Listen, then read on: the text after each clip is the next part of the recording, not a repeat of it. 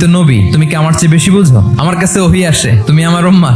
হাব্বাব ইবনুল মুনজির রাদিয়াল্লাহু তাআলা আনহু তিনি জিজ্ঞেস করলেন, ইয়া রাসূলুল্লাহ, এই যে আপনি এই জায়গায় বদরের প্রান্তরে সেনা শিবির স্থাপন করলেন, সেনা ক্যাম্প স্থাপন করলেন, এটা কি আল্লাহর দেখিয়ে দেয়া কোনো জায়গা নাকি আপনার ইচ্ছায়? রাসূল সাল্লাল্লাহু আলাইহি ওয়াসাল্লাম বললেন, না, এটা কোনো ওহী না। আমার কাছে মনে হয়েছে, আমার যে অ্যানালিসিস, আমার মনে হয়েছে বদরের যুদ্ধে এখানেই আমাদের পজিশনিংটা হইলে ভালো হয়। হাব্বাব ইবনুল মুনজির রাদিয়াল্লাহু তাআলা আনহু বলেন, না, আমি আপনার অনুমতি ক্রমে বলতে চাই ইয়া রাসূলুল্লাহ, এটা সুন্দর জায়গা হয়নি। তাহলে কোথায়? হাব্বাব বললেন, ওইখানে, ওই যে বদরের একটা কুয়া আছে, এখানে পানির সোর্স আছে, আমরা যদি ওইখানে একটা ব্লকেট দিয়ে দাঁড়াতে পারি তাহলে কুরাইশরা এসে আর পানি খেতে পারবে না, ওরা পানি না খেয়েই মরবে, যুদ্ধেও মরবে, পানির অভাবেও মরবে। এক মুহূর্ত দেরি করলেন না রাসূল সাল্লাল্লাহু আলাইহি ওয়াসাল্লাম, এই অপিনিয়ন পাওয়ার সাথে সাথেই বললেন, এই সেনা ক্যাম্প এখান থেকে উঠে হাব্বাব যেখানে বলেছে ওইখানে যে সেনা শিবির স্থাপন করো। খন্দকের যে পরীক্ষা খনন করা হয়েছিল, এটা কিন্তু কোনো মদিনার বা মক্কার কোনো আরাবিয়ান সাহাবাদের কাছ থেকে এই পরামর্শ আসেনি, এসেছে কার কাছ থেকে? সালমান আল ফারিসি, বাড়ি কই? সেই ইরান, হি ওয়াজ পার্সিয়ান, উনি ইরান থেকে আসছে। তাহলে কোনো ইগোইস্টিক ঝামেলা ছিল না, ভেরি অ্যাকোমোডেটিভ ছিলেন রাসূল সাল্লাল্লাহু আলাইহি ওয়াসাল্লাম। সাহাবীদের কাছ থেকে চমৎকার অপিনিয়ন আসলে সেটাকে পিক করতেন।